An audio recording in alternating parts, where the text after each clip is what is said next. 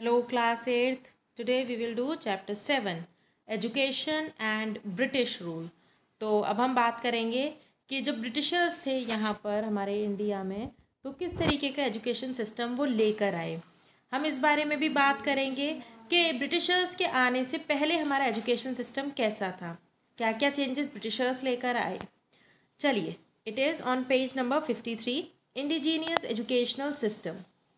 The indigenous system of education in India comprised the पाठशालास, elementary schools and मदरसास। तो पहले क्या था, स्कूल्स नहीं होते थे, एजुकेशनल इंस्टीट्यूशंस के नाम पर पाठशाला होती थी, एलिमेंट्री स्कूल्स होते थे, इसके अलावा मदरसे हुआ करते थे। The Hindus predominantly studied in the पाठशालास while the मदरसास catered to the Muslims। तो अभी भी आपने देखा है कि जो मदरसे होते हैं उसमें मुस्लिम्स जाते हैं अपनी एजुकेशन के लिए, और उस समय भी जो मदरसे होते थे उसमें मुस्लिम्स जाते थे एजुकेशन के लिए, और हिंदूज जो थे वो पाठशालाओं में जाते थे पढ़ने के लिए। As education was considered a taboo for girls, the boys enjoyed the privilege of going to a school। तो उस समय पर जब ब्रिटिशर्स आए उससे पहले के समय में लड़कियों को स्कूल नहीं भेजा जाता था, लड़कियों को नहीं पढ़ाया जाता था, जबकि लड़कों को पढ़ने की लिखने की परमिशन थी। Some children also went to gurukuls which were somewhat like modern day residential schools। पहले गुरुकुल भी हुआ करते थे, जैसे आजकल रेजिडेंशियल स्कूल्स होते हैं, हॉस्टल्स वाले स्कूल, उसी बेसिस पे पहले होते थे आपके गुरुकुल्स। तो उन गुरुकुल्स में क्या होता था कि जो बच्चे होते थे वो अपने गुरुज के साथ रहते थे और वहीं पर पढ़ते लिखते थे, खेलते थे।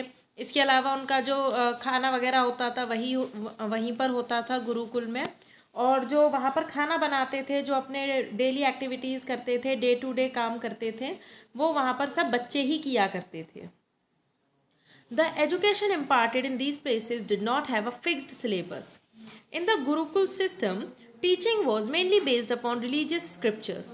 Modern scientific developments were not taught. अब आप बोलोगे कि यहाँ पर पढ़ाया क्या जाता था, तो यहाँ पर पढ़ाए जाते थे वेद, उपनिषद, ये सब पढ़ाए जाते थे। इसके अलावा अपने धर्म से रिलेटेड बातें पढ़ाई जाती थी, रिलीजियस स्क्रिप्चर्स पढ़ाए जाते थे। यहाँ पर मॉडर्न टेक्नोलॉजी के बारे में ना बात होती थी, ना ही एजुकेशन दी जाती थी। The British were not content with political and economic control over India. They wanted to produce a class of educated Indians who could wholeheartedly submit themselves to the colonial rule। तो हमारा जो Indian resources थी, आपको पता है हमने पुराने chapters में भी पढ़ा कि किस तरीके से ब्रिटिशर्स ने हमारे रिसोर्सेज को एक्सप्लॉइट किया। तो अब वो हमारी जो रिसोर्सेज थी उनको तो एक्सप्लॉइट करना ही चाहते थे, उसके अलावा वो हमारे जो ह्यूमन रिसोर्स थी, यानी हमारे जो इंडिया के लोग थे, उनको भी वो एक ऐसे लोगों में कन्वर्ट करना चाहते थे जो उनके ऑफिसेज में काम कर पाएँ और एजुकेटेड हो। They wanted to introduce English education as well as modern scientific developments in the prevalent educational system। तो अगर उन्हें ऐसे लोग चाहिए थे, ऐसे इंडियंस चाहिए थे जो उनके ऑफिसेज में काम कर पाएँ, उनका एडमिनिस्ट्रेशन का काम देख पाएँ, है ना, तो इसके लिए तो उन्हें एजुकेशन देनी पड़ेगी इंडियंस को। तो अब वो जो पुरानी एजुकेशन थी उससे हटकर इंडियंस को एजुकेट करना चाहते थे और उनको साइंटिफिक डेवलपमेंट्स के बारे में भी पढ़ाना चाहते थे। The British defined this objective as the civilizing mission, which aimed at modernizing the existing education system through rational and scientific thought। तो ब्रिटिशर्स ने इसको नाम दिया सिविलाइजिंग मिशन, यानी कि लोगों को सभ्य बनाने का मिशन। तो इसके लिए उन्होंने शुरुआत की एग्जिस्टिंग सिस्टम जो चल रहा था गुरुकुल्स का, पाठशालाओं का, उनसे हटकर उन्होंने एजुकेशनल इंस्टीट्यूशंस का सेटअप किया और थिंकिंग पर काम करना शुरू किया। ऐसा नहीं कि जो लिखा हुआ है वही पढ़ना है, सोचकर समझकर न्यू डेवलपमेंट, न्यू टेक्नोलॉजीज़ के बारे में भी पढ़ाना शुरू किया। एंजलिस्ट एंड ओरिएंटलिस्ट, तो देखते हैं ये कौन थे। The decision to reform the Indian education system created divisions among the British officials. The British officials were broadly divided into two groups, the Anglicist and the Orientalist. The group which supported the promotion of traditional education was called Orientalists, and the group which argued in favor of Western education was called Angelists। तो जब शुरुआत हुई कि नहीं हम Indians को educate करेंगे क्योंकि हमें ऐसे लोग चाहिए जो हमारे ऑफिसेज में काम कर पाएँ, तो इसके लिए एजुकेशन की बात हुई। और जब एजुकेशन की बात हुई तो ब्रिटिशर्स आपस में ही दो ग्रुप्स में बट गए। उन दो ग्रुप्स का नाम था एंजेलिस्ट एंड ओरिएंटलिस्ट। ओरिएंटलिस्ट वो लोग थे या वो ग्रुप था लोगों का जो ये चाहता था कि ट्रेडिशनल एजुकेशन यानी जो एजुकेशन चलती आ रही है वही चलती रहे, उसी को हम प्रमोट करते रहें। जबकि जो दूसरा ग्रुप था एंजेलिस्ट, वो चाहते थे कि नहीं वेस्टर्न एजुकेशन यहाँ पर आनी चाहिए। William Jones was a major Orientalist thinker, a great scholar. He took a keen interest in learning about India's ancient texts. Together with other Englishmen such as Henry Thomas Colebrook and Nathaniel Brace Halhed, he established the Asiatic Society of Bengal in 1784. They also started a journal called Asiatic Researches. तो ये जो थे William Jones, ये एक orientalist थे और ये चाहते थे कि जो हमारे एशियंट टेक्स्ट है, जो इंडियन एशियंट टेक्स्ट हैं, उन्हीं को पढ़ाया जाए, वेस्टर्न एजुकेशन इंट्रोड्यूस ना की जाए। इसके लिए उन्होंने और दो लोगों के संग मिलके किसकी शुरुआत की? एशियाटिक सोसाइटी ऑफ बंगाल की शुरुआत की। अंडरलाइन करिएगा, इन द ईयर 1784। और उन्होंने एक जर्नल की भी शुरुआत की जिसका नाम था Asiatic researches. The Orientalists learned Sanskrit along with some other Indian languages. अब क्योंकि विलियम जोन्स जैसे और भी लोग थे जो इंडियन टेक्स्ट में इंटरेस्टेड थे, उन्होंने संस्कृत सीखी। यहाँ के जो स्क्रिप्चर्स थे, जो टेक्स्ट थे, उनको पढ़ने के लिए। They also translated several ancient Indian texts into English. वो ये भी चाहते थे कि जो और बाकी के लोग हैं वो भी इन किताबों को, इन टेक्स्ट को पढ़ पाएँ। इसके लिए उन्होंने ये जो हमारे टेक्स्ट थे इनको इंग्लिश में भी ट्रांसलेट किया। They strongly believed that the medium of instruction should be classical Indian languages such as Arabic, Persian and Sanskrit. In 1800, the Fort William College was set up where the English civil servants were trained in Indian traditions and customs. तो उनका ये भी मानना था कि Indian text उन्हीं जो जिन भाषा में लिखे गए हैं उन्हीं भाषाओं में पढ़े जाएं। जैसे कि अरबिक, पर्शियन एंड संस्कृत में वो लिखे गए तो इन्हीं भाषाओं में पढ़े जाएं। इसके लिए उन्होंने फोर्ट विलियम कॉलेज की शुरुआत की, जिसमें जो इंग्लिश सिविल सर्वेंट्स होते थे, यानी जो सिविल सर्वेंट्स होते थे, जो ब्रिटिशर्स होते थे, सिविल सर्वेंट्स होते थे, वो इन लैंग्वेजेस को सीखे। Since the beginning of the 19th century, a group of Englishmen started advocating for the promotion of Western education in India through the medium of English. They were called Angelists. तो एंजलिस्ट्स के बारे में भी हमने पढ़ा कि ये वो लोग थे जो चाहते थे कि वेस्टर्न एजुकेशन इंडिया में आए। जो पुराने टेक्स्ट लोग पढ़ते आ रहे हैं उन्हें रोककर अब मॉडर्न टेक्नोलॉजी और डेवलपमेंट की बात की जाए। Some educated Indians, such as Raja Ram Mohan Roy, also supported them as they believed that modern Western education would help to eradicate evil practices and superstitions from the Indian society. तो जो evangelist थे उनको हमारे कुछ educated Indians थे जैसे कि राजा राम मोहन रॉय, उनके तरफ से भी सपोर्ट मिला, क्योंकि राजा राम मोहन रॉय जैसे जो लोग थे वो ये चाहते थे कि वेस्टर्न एजुकेशन इंडिया में आए, और जब वेस्टर्न एजुकेशन आएगी तभी यहाँ से अंधविश्वास हट पाएगा। पहले अंधविश्वास चलता था, रिचुअल्स चलते थे, कुछ ईवल प्रैक्टिसेस भी थी जैसे कि सती प्रथा, चाइल्ड मैरिज। तो ये चाहते थे कि अगर वेस्टर्न एजुकेशन इंडिया में आती है तो इन ईवल प्रैक्टिसेस को इंडिया से हटाया जा सकता है। The Christian missionaries also insisted on the promotion of education in India through English. कुछ क्रिश्चियन मिशनरीज ने भी काम करना शुरू किया था, तो वो चाहते थे कि इंडिया में इंग्लिश को इंट्रोड्यूस किया जाए, यानी कि जो इंडियंस हैं उनको इंग्लिश पढ़ाई जाए। The missionaries believe that the English education would simplify the process of converting Indians to Christianity. हालांकि उनका मानना ये था कि अगर वो इंग्लिश इंट्रोड्यूस करेंगे, वेस्टर्न एजुकेशन इंट्रोड्यूस करेंगे क्रिश्चियन मिशनरीज़, तो लोग अपना धर्म बदल लेंगे और क्रिश्चियन बन जाएंगे। In fact, a law was passed by the British in 1850 to make a conversion easier. An Indian who would convert to Christianity would be able to inherit his ancestors' property. तो इस तरीके से उन्होंने कोशिश की, ये जो मैं आपको तरीका बता रही हूँ, ये लॉ जो लेकर आए, इस लॉ के थ्रू उन्होंने कोशिश की कि क्रिश्चियन बनना आसान हो जाए। यानी कि अगर कोई इंडियन क्रिश्चियनिटी को अपनाना चाहता है तो उसका प्रोसीजर बहुत सिंपल है और वो अपनी पुरखों की ज़मीनें भी ले सकता है। The missionaries persuaded the East India Company to take some concrete steps in the field of education. Now, British educational reforms.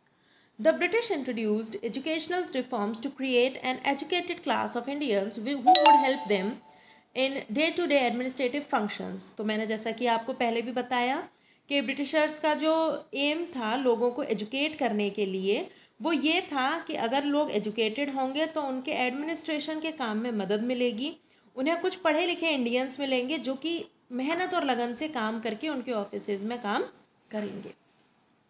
However, this is not the only reason for initiating reforms to the Indian educational system. Many of the British officials felt that the new educational system would make the Indians more aware and well versed with the modern world. हालांकि सबका ऐसा मानना नहीं था।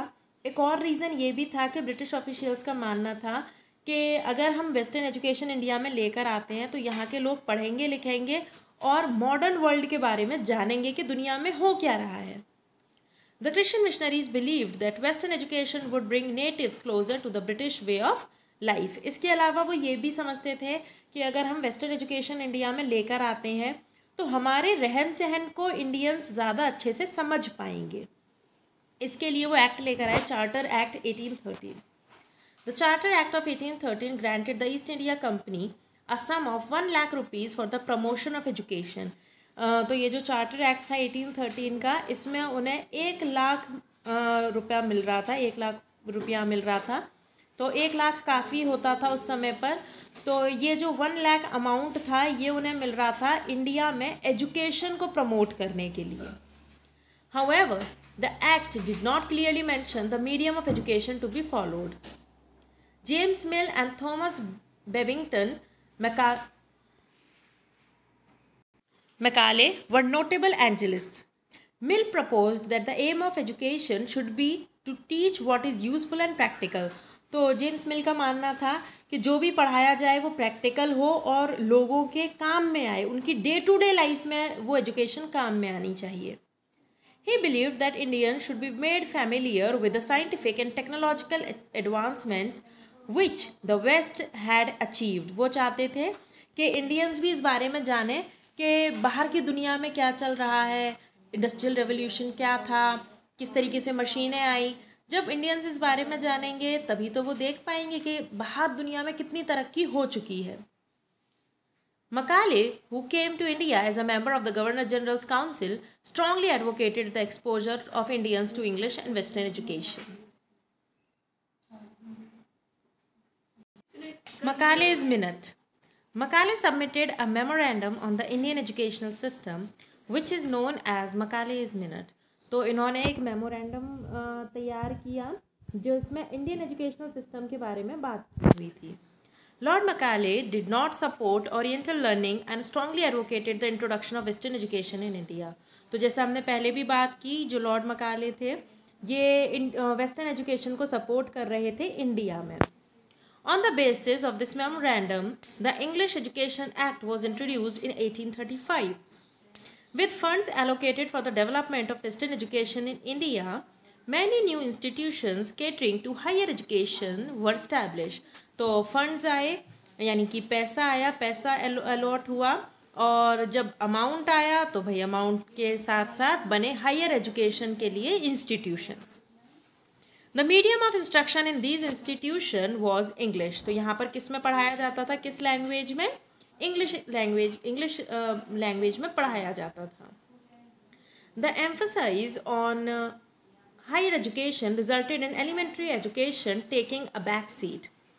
English as a medium of instruction gained importance during this period, and it was announced in 1844 that Indians who were educated in English medium would get government jobs. देखो इन्होंने क्या किया कि जैसे ही वेस्टर्न एजुकेशन आया और इंग्लिश में पढ़ाना शुरू हुआ तो एलिमेंट्री एजुकेशन यानी कि जो पिछली पहले जो चली आ रही थी एजुकेशन वो बंद हो गई, कहीं ना कहीं पीछे रह गई वो वेस्टर्न एजुकेशन से।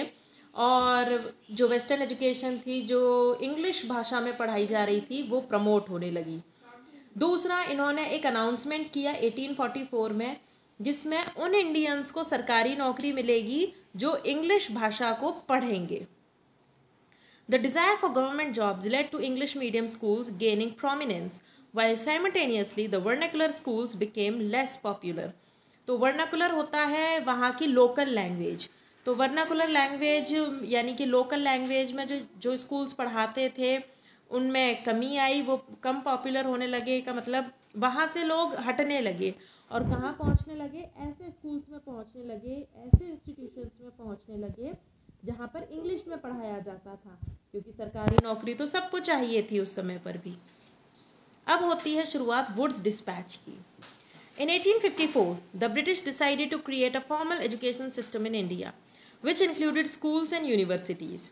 As Charles Wood was the president of the Board of Control of East India Company at that time, the scheme was known as Wood's Dispatch. तो इसका नाम पता चल गया आपको, वुड्स डिस्पैच क्यों रखा गया? क्योंकि जो प्रेसिडेंट थे board of control of the east India company के, तो इनके जो प्रेसिडेंट थे वो थे चार्ल्स वुड, इसीलिए इस पूरी स्कीम का नाम रखा गया Wood's dispatch.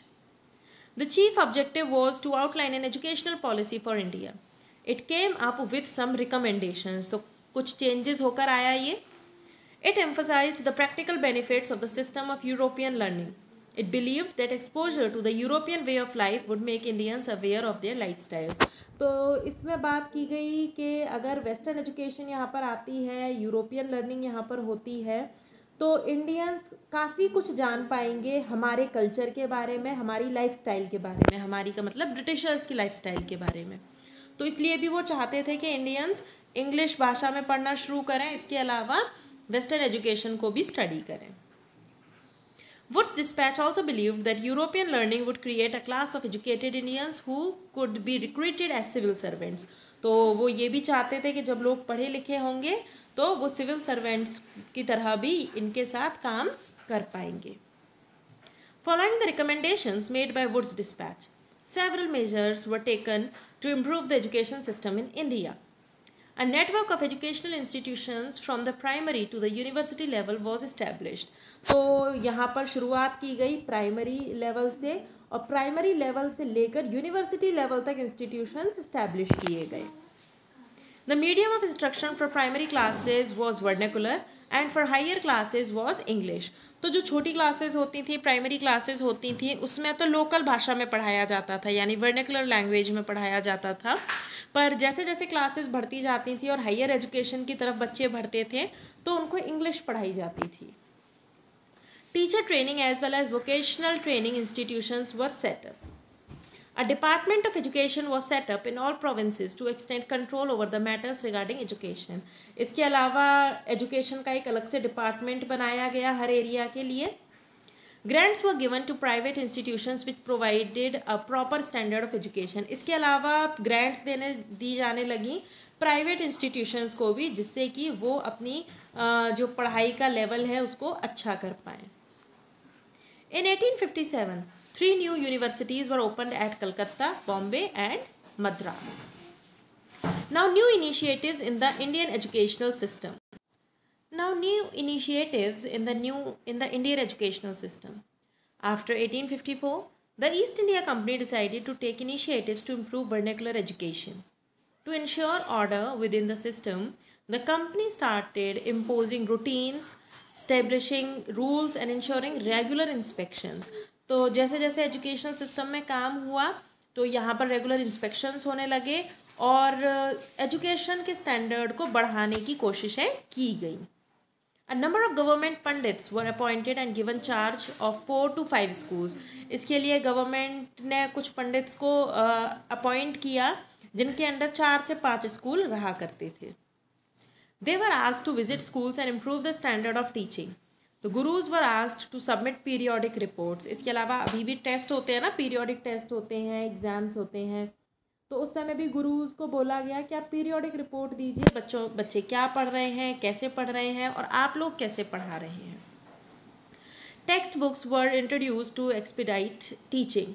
Several new initiatives were launched such as annual examination, fixed number of seats and new rules of discipline. Discipline हुआ, एग्ज़ाम्स होते थे प्रॉपर तरीके से, इसके अलावा फिक्स सीट हुआ करती थी स्टूडेंट्स के लिए.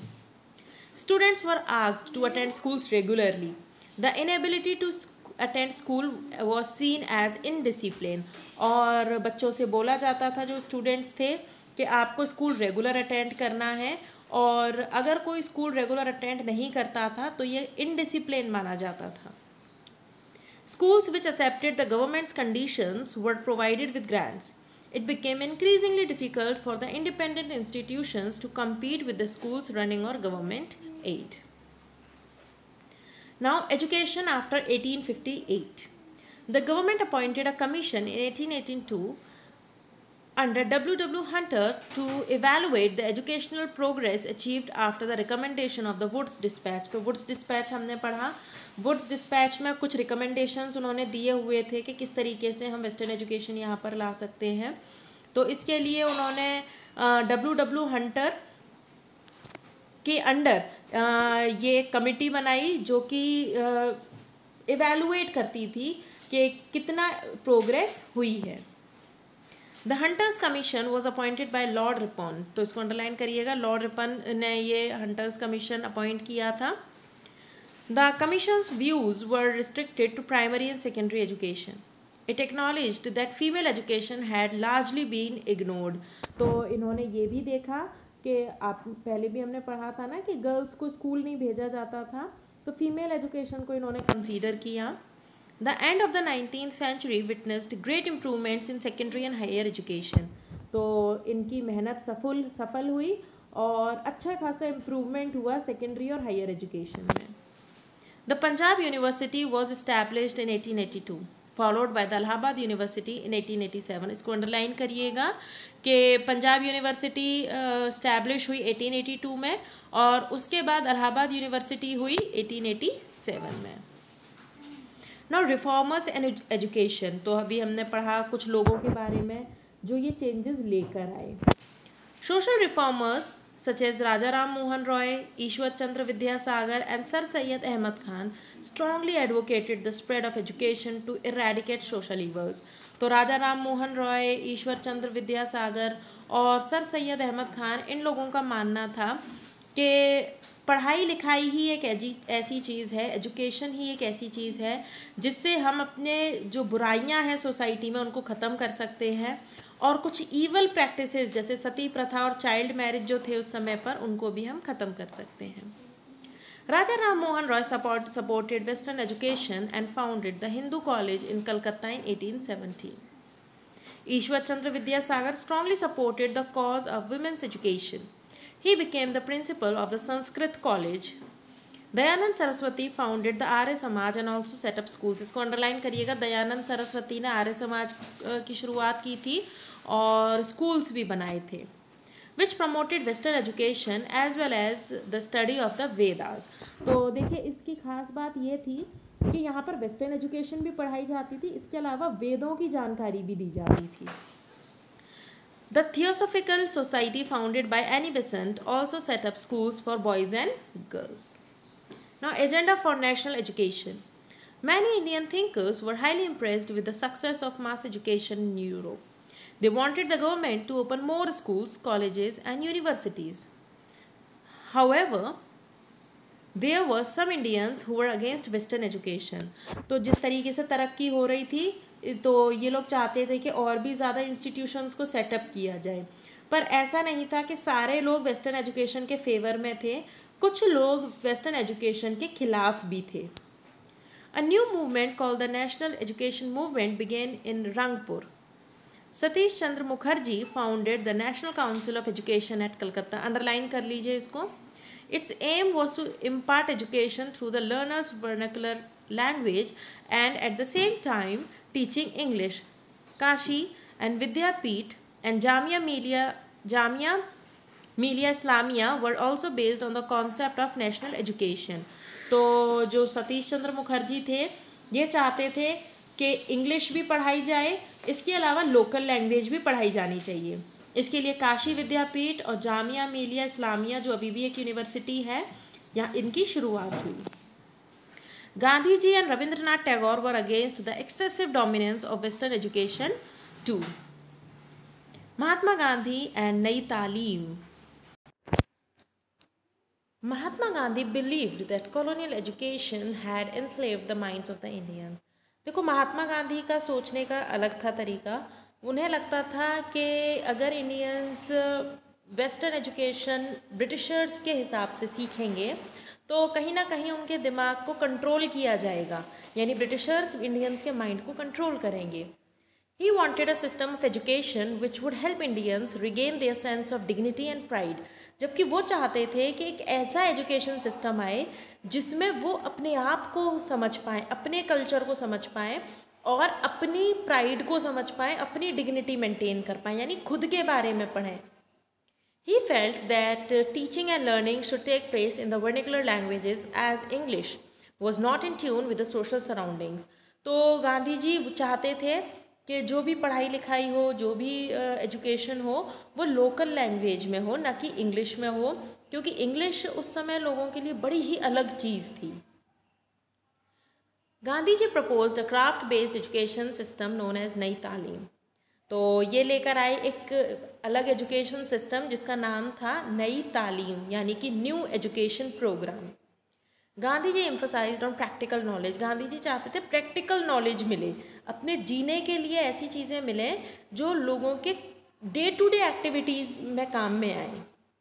He believed that each student should learn an art and become self-sufficient, which would help liberate millions of Indians from the clutches of poverty. इसके लिए वो चाहते थे कि वो ऐसे स्किल्स सीखें, ऐसे स्किल्स मतलब ऐसी चीज़ें सीखें जिससे वो अपना काम चला पाएँ, अपना कमा पाए, पैसा कमा पाए और गरीबी से बाहर निकल पाएँ। Gandhi ji believed that craft, art, health and education should all be integrated into one scheme. Now Tagore and Shanti Niketan. Rabindranath Tagore advocated an education system where students learned in an informal environment in tune with nature. Rabindranath Tagore ji के सोचने का तरीका और भी अलग था। वो चाहते थे कि जो स्टूडेंट्स हैं वो एक ऐसे एनवायरनमेंट में पढ़ें जो बिल्कुल नेचुरल हो, मतलब नेचुरल एनवायरनमेंट में पढ़ें। Tagore wanted to set up a school where a child is to be free, happy and creative. With this vision, Rabindranath Tagore established the Vishwa Bharati University at Shanti Niketan in Bolpur, that is Bengal, in 1901 near Kolkata. इसके लिए उन्होंने विश्व Bharti university को establish किया। Tagore tried to combine elements of Western education with the best of Indian traditions. इन्होंने combination लेकर आए, ये वेस्टर्न एजुकेशन को इन्होंने जोड़ दिया इंडियन ट्रेडिशन से। He stressed the need to teach science and technology along with art, music and dance. वो चाहते थे कि लोग मॉडर्न टेक्नोलॉजी के बारे में पढ़ें, डेवलपमेंट के बारे में पढ़ें, पर इसके साथ साथ वो आर्ट, म्यूज़िक और डांस को भी स्टडी करें। He believed that a teacher should be imaginative, someone who will understand the students and develop their curiosity. उनका मानना था कि टीचर एक ऐसा होना चाहिए जो बच्चों के अंदर, स्टूडेंट्स के अंदर ना जीने की इच्छा ला पाए, जानने की इच्छा ला पाए कि क्या हो रहा है आसपास, क्यों हो रहा है। He also felt that creative learning could only be encouraged in a natural environment. इसके लिए उनका मानना था कि एजुकेशन अगर नेचुरल एनवायरनमेंट में होगी तभी एक इंटरेस्टिंग सा एनवायरनमेंट बनेगा, माहौल बनेगा पढ़ने के लिए। So open air classes were a characteristic feature of विश्व भारती यूनिवर्सिटी। तो बच्चों को खुले में पढ़ाया जाता था, फ्री एरिया में पढ़ाया जाता था, क्लासेस में नहीं पढ़ाया जाता था। In many ways, the ideas of Mahatma Gandhi and Tagore were similar regarding education. However, they differed in certain aspects. Mahatma Gandhi was critical of Western education and he did not appreciate the worship of machine and technology. Tagore, on the other hand, wanted to integrate the best of the Western world with the Indian tradition. तो बहुत सारी समानताएं थीं देखा जाए तो टैगोर और महात्मा गांधी जी की एजुकेशन सिस्टम में, पर कुछ अलग भी थे वो एक दूसरे से इस चीज़ में। टैगोर का मानना था कि डेवलपमेंट के बारे में लोगों को पढ़ना चाहिए, टेक्नोलॉजी के बारे में पढ़ना चाहिए, मशीन्स के बारे में पढ़ना चाहिए, इसके साथ साथ इंडियन आर्ट, कल्चर और डांस को भी पढ़ना चाहिए। जबकि महात्मा गांधी जी का मानना था कि वेस्टर्न एजुकेशन नहीं आनी चाहिए और लोग अपनी संस्कृति को पढ़ें। और इसके अलावा वो चाहते थे कि मशीन टेक्नोलॉजी को लोग प्रायोरिटी ना दें। Now Wardha scheme of education. In 1937, an All India National Education Conference was held at Wardha. After the Congress ministry assumed the responsibility of administration in 7 major provinces in India. तो शुरुआत होती है Wardha scheme की, जो कि education system के लिए थी। Presided over by Mahatma Gandhi, the conference decided to provide nationwide free and compulsory education for a period of 7 years. तो ये प्रिसाइड किया था महात्मा गांधी जी ने, और इसके अंदर ये डिसाइड हुआ कि बच्चों को जैसे आज एजुकेशन दी जाती है, एलिमेंट्री एजुकेशन कंपलसरी है, इसी तरीके से कंपलसरी एजुकेशन दी जाएगी 7 साल के लिए। The medium of instruction was to be mother tongue of learners, और ये होगी वर्नाकुलर लैंग्वेज यानी मदर टंग में, उनकी लोकल लैंग्वेज में जो स्टूडेंट्स जानते हैं। The conference appointed a committee with doctor Zakir Hussain as its chairman. The scheme of education suggested by the committee is popularly known as the Wardha scheme, इसलिए इसको बोला गया Wardha scheme. It stressed on learning by doing and suggested that a craft may serve as the center of instruction. इसमें था learning by doing, यानी कि करने से सीखना। जब लोग प्रैक्टिकल नॉलेज लेंगे, आसपास देखेंगे, समझेंगे, अपने एनवायरनमेंट को समझेंगे, तो उससे जो वो एजुकेशन लेंगे that is learning by doing. This way the students would be self supporting after the completion of their course. अब ये केस स्टडी है, इन दोनों केस स्टडीज़ को आपको खुद करना है। Then you can complete these exercises in your book. In the next class, we will discuss about the question answers of this chapter. Till then, bye.